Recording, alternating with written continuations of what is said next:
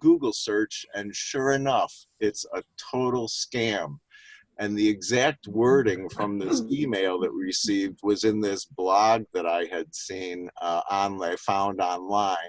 And apparently they fish recording studios, and then they get your merchant account and somehow finagle it and rip you off. But and he almost caught us, but wow, it was really weird. Anyway, looks like Josh is here. That's my little story for the that was a good catch, Mark. It was wild. Hey guys, how's it going? Hey, can everybody hear me?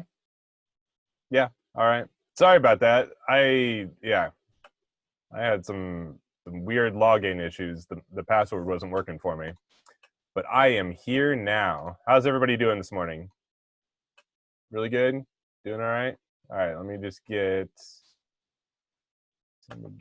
where's... This evening, you mean? Yeah, this evening, right.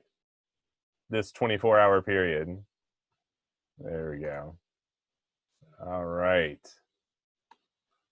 Nice. All right. Anything we want to start with? Anybody got it? I know that Van Powell posted some questions in the Facebook group, but I'd like to give you guys preference since you guys showed up for me. Anything going on? Or should we just jump into Van stuff? Josh will always be here for you, man. Thank you. Thank you. I love your... I'm too busy uninstalling and installing a new dishwasher today, so I hadn't had time to think about anything musical. Right. Yeah, no problem. No problem.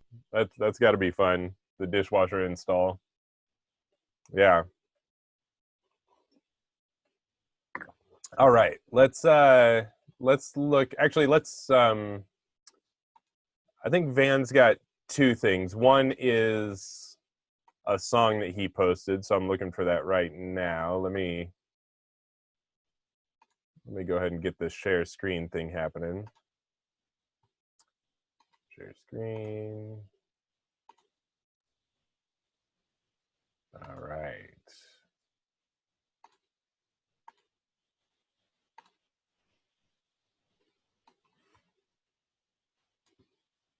Cool.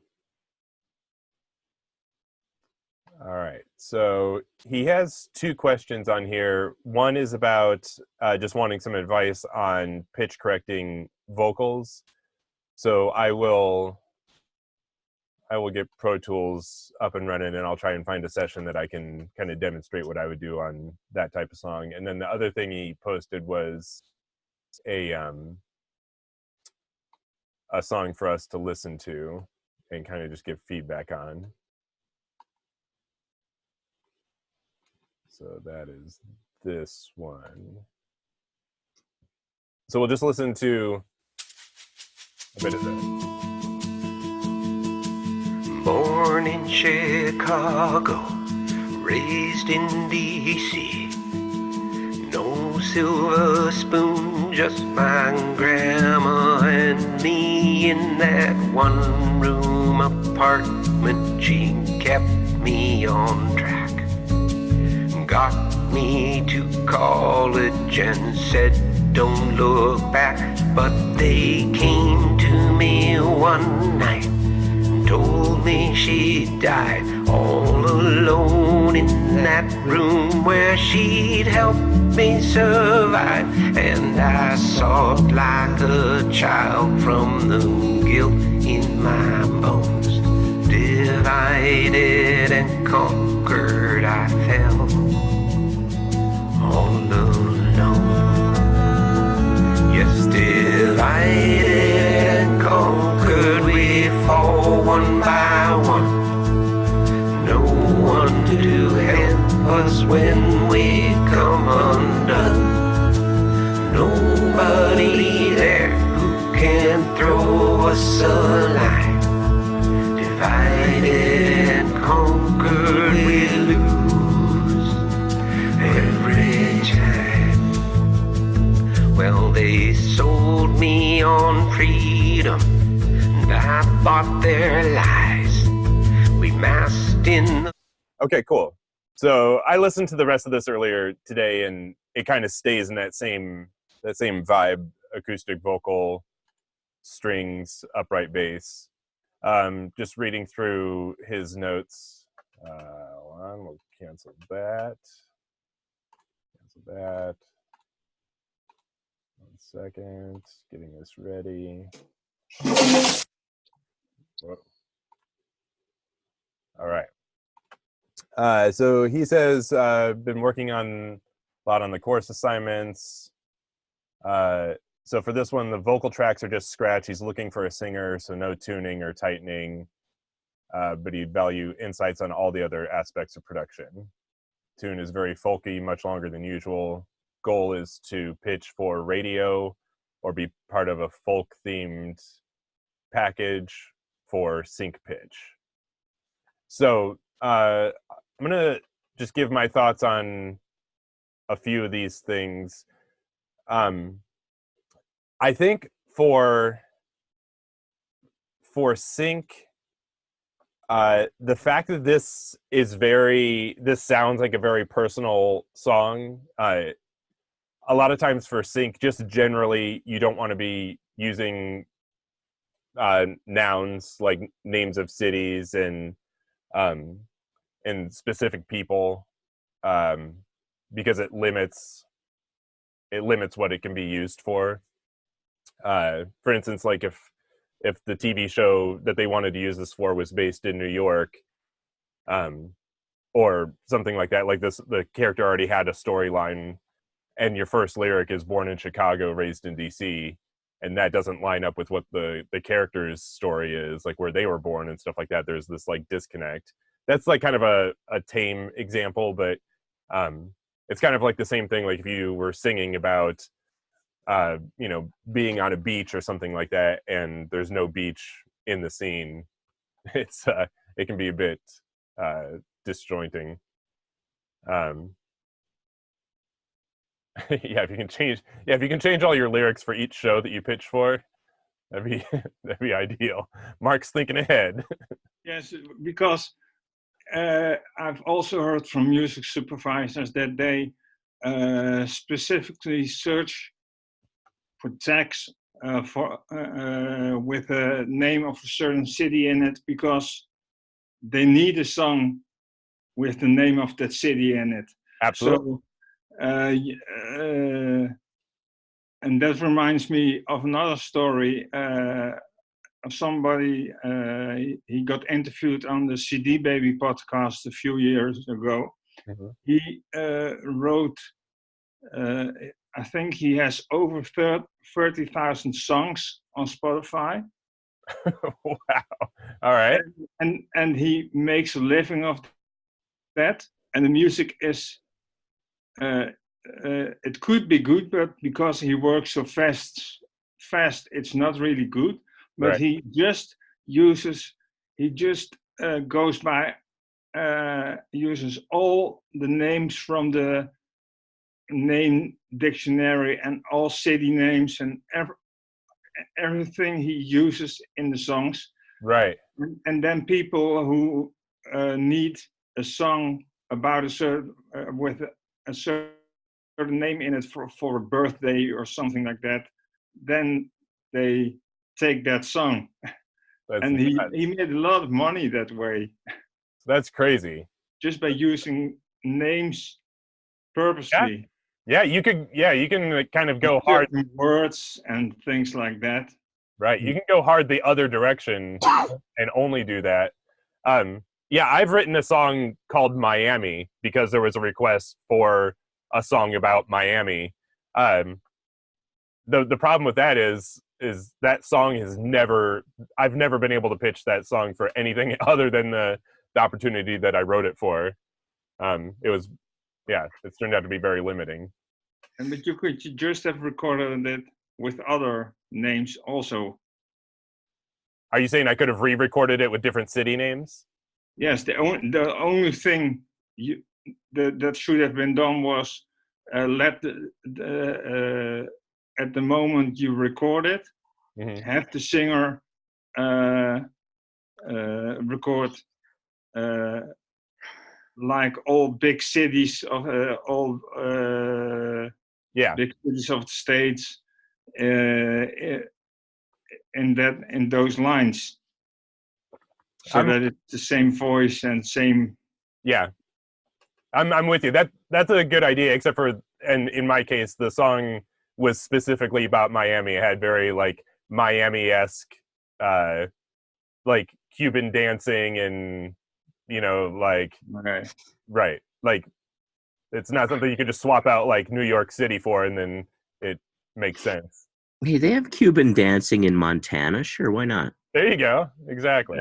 Yeah. All right, let me get back to Van's song here. Sorry. Yeah, no problem. No problem. All right. So the lyrics I think might be a little bit limiting. Let me just check out the chorus. Divided and conquered, one by one we fall. No one here to help us when we come undone. The chorus, you know, I'm all about that. The chorus could be good for sync.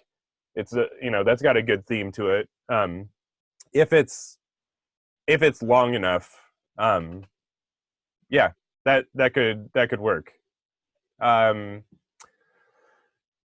me think. Okay, so getting to the music, just mix wise, I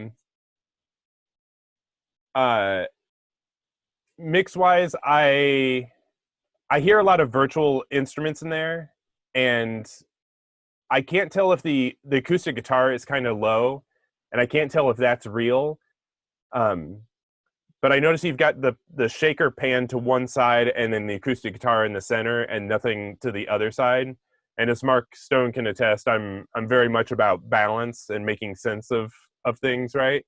And this also can happen like if you've got if it's a stereo recording and someone just happens to be sitting on the side of the mix, you know, if it's a big room and there's speakers on both sides and they happen to be sitting on the side where there isn't anything happening, then it can sound like nothing is happening in your mix because all the action's happening on the other speaker. So there's some value in thinking about the people who happen to be sitting on the wrong side of the mix. And then the other thing that I heard is you've got strings. I think it's just a cello that comes in, and that's also panned hard to one side. And I'm of the mind that like when you pan something hard to one side, that's like a featured instrument because you've got it like isolated in a very easy to hear spot. It's not in the center where it's like kind of in the gumbo mix of all the other sounds. And so when you take a virtual instrument that doesn't sound real and you pan it hard to one side, you're kind of really putting a spotlight on that sound. And in this case, like you can tell that this isn't a real cello. So I would say if you're going to use that, put it in the center and let it be more of like a pad behind the real instrument. So like if you've got the real acoustic guitar and you've got a real voice, let the real things be the focus, and the things that are trying to sound real, like that virtual instrument cello and that upright bass that you've got, let those be in the background supporting a little bit so that the ear can't quite pick out that they're not real. That's what I would do with that mix. And then the same thing with that shaker. Let the shaker just be either like have the shaker still on one side and then double it with another type of shaker on the other side so it has like a stereo kind of shaker thing happening, or just put it dead center.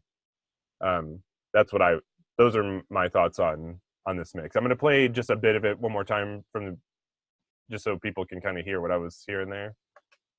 Let me go back to the beginning. Desert bloodlust in born in Chicago, raised in DC. No silver spoon, just my grandma and me in that one room apartment. She kept me on track, got me to college and said don't look back. But they came to me one night, told me she died all alone in that room where she'd help me survive. And I sobbed like a child from the guilt in my bones. Divided and conquered, I fell all alone. Yes, divided and conquered, we fall one by one. No one to help us when we come undone. Nobody there who can. Okay, so I'm going to read something from Zion here in a second. He has a really good thought here. There's two things. So I guess there's like a cello that is kind of like a lower pad that doesn't sound, it sounds really good in the mix. And then right there in that chorus, I don't know if it's like a viola, something up higher, or if it's just another cello that's playing up higher. That's when it starts to sound a little bit fake to me. And then something else I heard at the beginning, and it sounds like it's throughout, the upright bass has this, like, I think it's doubled. I don't think it's part of the upright bass, but it has like this really high-pitched something. I'm going to play it. Let me see if I can find it at the beginning. There's like this like really high-pitched thing that's doubled with the attack of the bass. And through a son born in Chicago apartment, she kept me on track, got me to. Does anybody else hear that there when it's like the dun, dun, there's like this like I almost thought it was glockenspiel. Call it just my grandma and me in that one room apartment. She kept me on track, got me to. It's really subtle. Maybe I wouldn't have caught it if I didn't have headphones on. I kind of liked it at first until I realized that it was hitting every single time the bass guitar was. So I feel like maybe what Van did is he had like his MIDI notes for this bass guitar part, and then he just like duplicated those onto this, whatever this high pitched kind of synthy glockenspiel kind of sound is. I would not have it hit on every single bass note, and just have it kind of hit on, you know, your main kind of like downbeats, not all like kind of the bass fills and stuff like that. Not a deal breaker. You could keep it in there, but once my ear picked up on it, it was kind of distracting. Zion said that he says, I think the chorus vocals. Oh wait, hold on. This is a different comment. Hold on. I'll read that too, but let me get back to what he said. He says the shaker is not in time with the time signature of the song. It gives a hemiola effect. If that's not what you're going for, I'd change the pattern to fit the song because I find it distracting. It says great work on the lyrics and very great personal song. So hemiola is kind of like the shaker is just going in 16th notes. For those that don't know what a hemiola is, it's just going in 16th notes, just da da da da da da da da da da. But when you start accenting certain notes in kind of odd groupings, that can create this like sub rhythm kind of thing, this like implied syncopation, and that's kind of what's happening in the shaker. It's kind of doing like a. I don't know if that's exactly it, but I never heard that word Himalaya. Yeah, hemiola. Yeah, it's I forget the exact definition of it, but it's like an implied syncopation over something that is straight. So if you took away all the accents, it would be perfectly fine. You know, if it's just 16th notes, 1 E and a 2 E and a 3 E and a. But when you start grouping odd accents in there, like 1 E and a 2 E and a 3 E and a 4 E and a, then you kind of get this, you know, that you get this other rhythm happening. Yes. Yeah.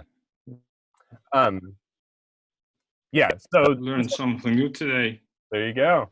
I'm pretty sure he's an acoustic guitar player, Al Hemiola, very famous. Al Hemiola. There you go. Nice. He also plays out of time most of the time. Yeah. So I'm on the fence with Too Zion. fast. I'm on the fence with Zion about that. I didn't necessarily find it distracting, but I could see his point. I think maybe if the acoustic, like, I wouldn't want to hear that acoustic guitar more up front, like let that and the vocal be the primary instrument. So maybe if the acoustic was louder where I would want it to be, then I would find the shaker distracting. But right now, like, the two main things that I hear are the vocal and that shaker. So yeah. Yeah, just things to consider on that. And then let me see. Mark Stone said, I know we're not supposed to comment on the vocals, but I think the way they drop some lines really works. And then Zion says again, I think the chorus vocals need to be tightened up, maybe less group, and keep it a single vocal with any stacks or harmonies further back. Yeah, and that's a great note for Van. He said he was going to replace the vocals, but when he does, that might be a good approach for how to arrange those vocals. Make it don't overlay. Enunciate. Yeah, that and overlayer the vocals so that you want that one vocal to really kind of communicate the message and not feel like it's getting too dispersed. And it felt really nice, that delivery that only happened like, well, I know we're not supposed to comment on it, so here I am commenting on it, right? Perfect, right? That's what I do best. So I thought it worked really well and fit the song when it was almost like a haphazard, like da da da da, you know, and he dropped those ends. And where it felt peculiar is when he was me and like really trying to enunciate some of those words, and almost felt like, you know, it would have been like much more natural to kind of mush mouth those things, you know, almost like, you know, mumble rap, if you will. I don't know. You know what I mean? Yeah. You know exactly what I mean. I know. Okay, I'm done here. My work is done here. Tom Waits, or who's the guy that who did Hallelujah, whose name I'm forgetting right now. Yeah, both those Cohen, right? Leonard Cohen, there you go. Leonard Cohen, yeah. Zion, am I supposed to play that YouTube link right now? Or is that something for Van later? No? All right. Yeah, so I think those are generally my thoughts. I did have earlier this morning when I was listening to it. Oh, Zion said, so there's a YouTube link in the comments. I'll try and copy those over. He said it's just a video for anybody that wants to understand the hemiola idea.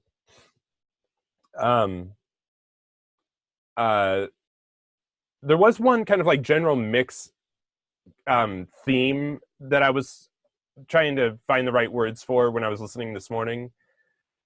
The vocals have this very kind of thin AM radio effect on it. You know, I'm just going to play just a little bit. All it was spoon, just my grandma and me in that one room apartment.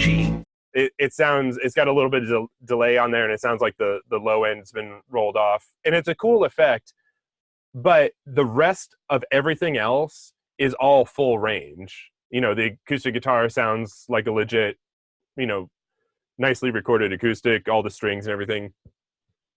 So it sounds like you've got like all the, like if this was like a live recording, for example, it sounds like you've got all the instrumentation in this nicely recorded studio, and you've got this singer like singing, you know, in a microphone from like the 1940s or something like that. There's like a little bit of a disconnect.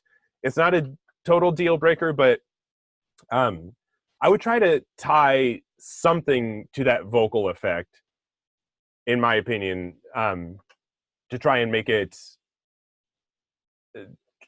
sound more part of the music. Whether, you know, you try and make the acoustic guitar and the singer sound like they were recorded on an old vinyl, and then, you know, real lush strings and the upright bass are more full range. Just something to consider in the mixing of the entire thing.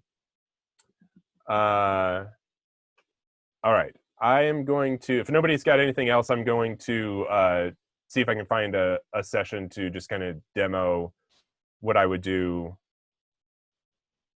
I think, let me see, for the tuning. And I think what he was talking about is on this song here. Tears my heart out, seeing you this way drops me down to my knees. Take you in my arms, No sound. rock your pain away. You're not hearing anything? Is anybody hearing anything? Oh, Kenneth was, Mark is. All right, I think that might be on your end, Sim. That can't be. It's never on my end. Coming across loud and clear to me. Okay, cool. I'm going to keep playing it. Okay. Let your tears fall on me, 'cause beside you, right beside you, here beside you, I have it all. Yes, inside you, deep inside you, my salvation, if I should fall. Okay. So let me pull up a session here. This is kind of in that same style, kind of ballady female vocal. And what I'm gonna do here is my personal taste on these kind of thing is when you've got something natural sounding like that, I try to keep it as natural sounding as possible. And so what I would do, and some people might not agree. Let me see if I can find, because I think I already tuned these vocals. Let me find the raw vocal.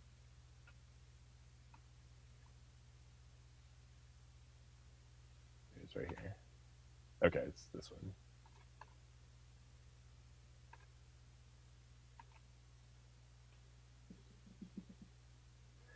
So there's like two thoughts that I have about music production and specifically about when it comes time to tuning vocals. Tuning vocals for me is super tedious and not a lot of fun. I mean, if I'm in the right mindset, then I can kind of like get into it, but I've never like finished tuning vocals and been like, man, that was awesome. I should invite people over to watch me do that sometime. It's not fun. It's like a necessary evil. And so in that, saying that, if I can speed up that process and if I can do something like an auto tune,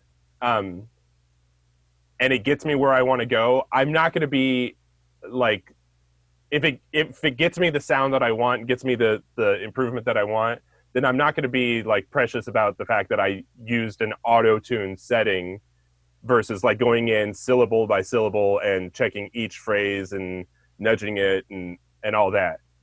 And in these types of songs where I've got a singer that is pretty much there and isn't hitting really any wrong notes, but maybe they're just like, their tendency is maybe just sing just the slightest bit flat or the slightest bit sharp. I will just go into Melodyne, bring up,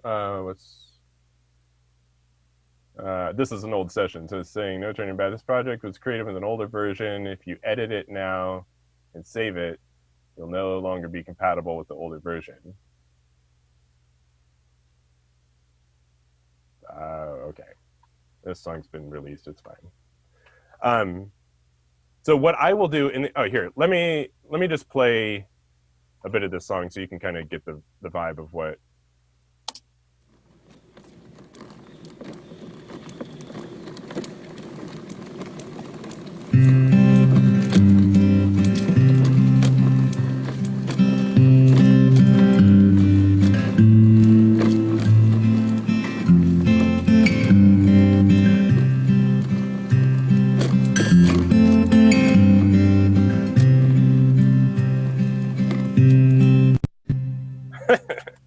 Awesome Pro Tools.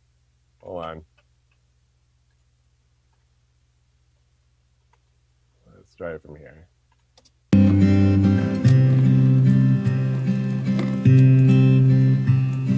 I see all the ships in the night that I passed right by to make my way to you.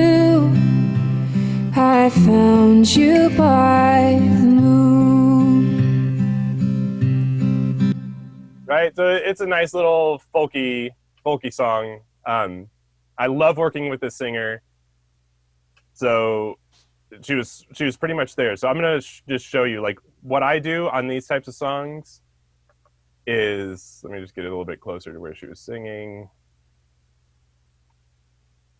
I just go here. I put I put the whole thing into Melodyne, and then I just go up here to I don't even know what this is called. What's this thing called? Correct pitch macro.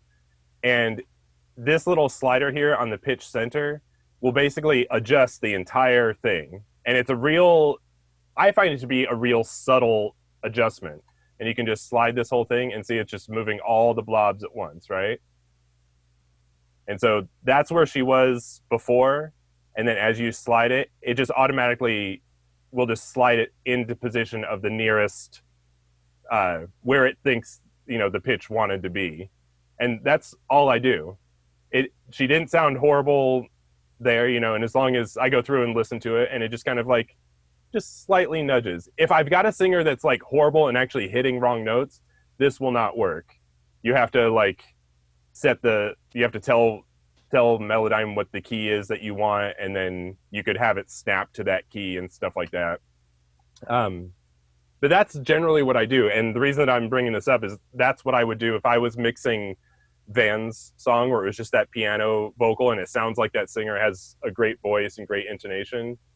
I would have just done this. I would have just gone through and just done the auto pitch correct and just kind of let Melodyne just kind of smooth it out. Yeah, Mark Stone, it's very subtle.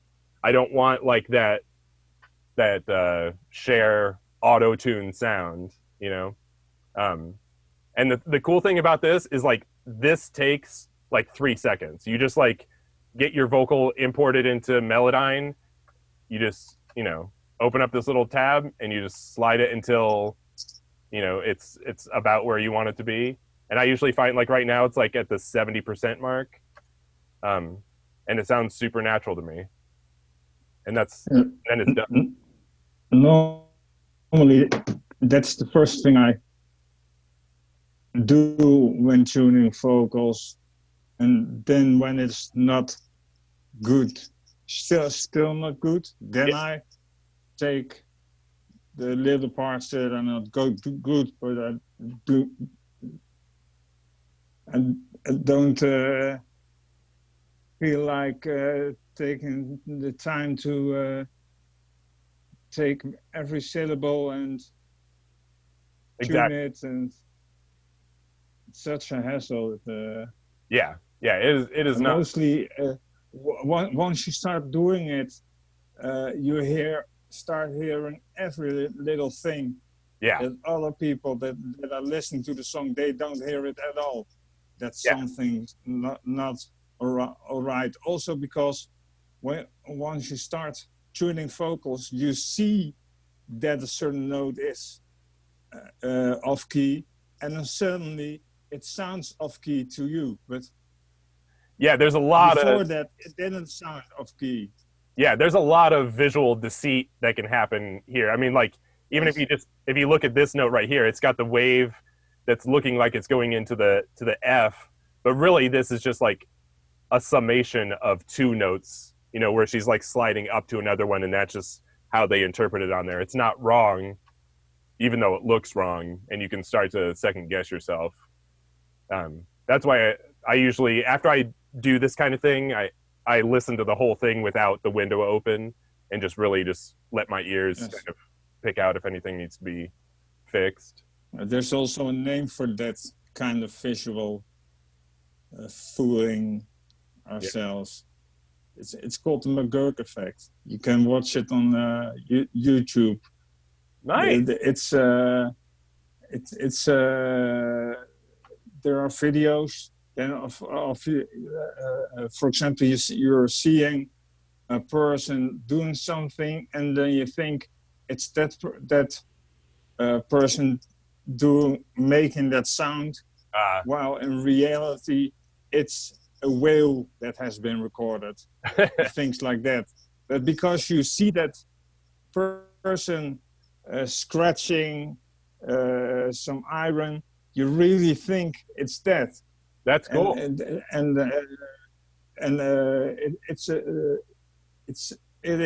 is a big problem when in audio engineering, because once you start watching all the screens, you start hearing things that other people don't hear. Yeah, absolutely. And then you start change things, and all kind of things start happening that wouldn't have happened in the time of the tape era. Right. Absolutely. Yeah. Because we didn't have all the screens. Yeah. What were you going to say, Kenneth? Just one comment. I know one of those songs that I did that I didn't auto-tune it enough, and that was very helpful because you told me go ahead and bring it up, Melodyne, slide it on up to about 80%, and I did that, and that was pretty quick and easy. Yeah, this kind of thing, you know, you'll find as we go through this kind of thing, like there is no one answer all the time for everything, and there are times when this approach doesn't work, and I'll take it back off, and I will just go through and just correct just little blobs here and there. Yeah, because there's times when like I've found that even that the wrong note sounds better than the right note. You know what I mean? And it just, them hitting the wrong note and sliding into the right one or whatever, maybe it's like more spoken than actually sang, and Melodyne is trying to get it to a pitch that it wasn't supposed to be, or whatever, wasn't intended for it to be. It takes away from the emotional intent. I think kind of maybe what Mark Stone was talking about, where on that other song where the singer was kind of just like falling off the word at the end, it's kind of like sliding off and making it very casual sounding. Those kind of things maybe might not work so well with Melodyne in that approach where it's trying to correct everything a little bit. It may work or it may not, but that's just something that kind of comes to mind with that. Yeah, anything before I shut down out of Pro Tools? Any more questions? All right, I'm gonna shut this thing down and then bring your faces back full screen. Do not save.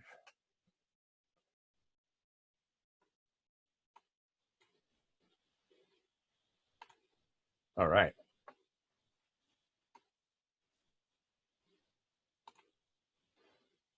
Yeah, I was impressed with Melodyne and how it works with cents. How many CENTS cents in terms of pitch, and it's remarkable. I mean, sometimes you look at it, it's like, wow, I didn't realize I was 23 cents off on the the note. It's really interesting. Yeah, I used Autotune, like the actual Autotune brand plugin for a long time when I first started out, and for me, like, Melodyne's just so much better. It's so much more natural sounding. I will say on the flip side, I haven't been able to necessarily get Melodyne to do the auto-tune Cher T-Pain sound, you know, as well as auto-tune can. But I don't really produce in that way very often, so yeah. Yeah, Ernest, I was going to say, you're talking about being off on the synths. I'm always a little shortchanged on the vocals. Okay, we have at least 2 drummers that should be going kaboom chink. Oh man. All right, well, is there anything else before we hop off here? Any other topics of the moment? I'm just kind of going back through the comments, see if there's anything I missed.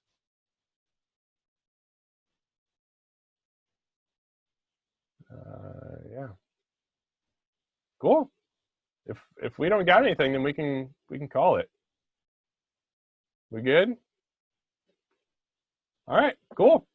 I have the feeling that I'm forgetting something, but well, never mind. All right, we can catch it next week. You write it down. All right. I can forget that too. I'll see you guys next week. You guys have a good one. Hey, bye-bye.